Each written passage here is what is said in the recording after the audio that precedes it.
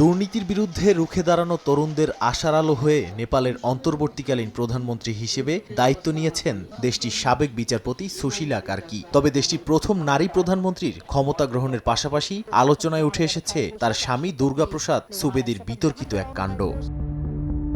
১৯৭৩ সালের ১০ জুন নেপালের বিরাটনগর থেকে কাঠমান্ডুগামী একটি বিমান ছিনতাই করেন ৩ যুবক। দলটির নেতৃত্বে ছিলেন নেপালের অন্তর্বর্তী প্রধানমন্ত্রী সুশীলা কার্কির স্বামী দুর্গাপ্রসাদ সুবেদী। সেদিন অস্ত্রের মুখে বিমান ঘুরিয়ে নেওয়া হয় ভারতের ফরবেশগঞ্জে। বিমানটিতে থাকা ১৫ যাত্রীর মধ্যে ছিলেন বলিউড অভিনেত্রী মালা সিনহা। বিমানটিতে নেপালের সরকারি ব্যাংকের প্রায় ৪০ লাখ রুপি বহন করা হচ্ছিল। সেই অর্থ ছিনিয়ে নিয়ে বিমানটিকে যাত্রীসহ ভারতের দার্জিলিং হয়ে তা ফেরত পাঠানো হয় নেপালে। এই গোটা অপারেশনের পরিকল্পনা করেছিলেন নেপালি কংগ্রেসের তৎকালীন প্রভাবশালী নেতা গিরিজা প্রসাদ কৈরালা। পরবর্তীতে ৪ বার নেপালের প্রধানমন্ত্রী হন তিনি।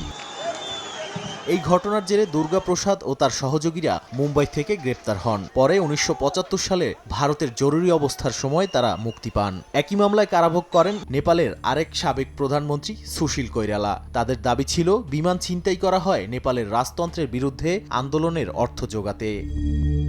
পরে এই ঘটনার অভিজ্ঞতা নিয়ে বিমান বিদ্রোহ নামের এক স্মৃতিকথার বইয়ে বিস্তারিত লিখেছিলেন দুর্গাপ্রসাদ সুবেদী। আর সে সময়ই ভারতে আইন পড়তে গিয়ে তার সঙ্গে পরিচয় হয় সুশীলা কার্কির। নাদিম মারজান, সময় সংবাদ।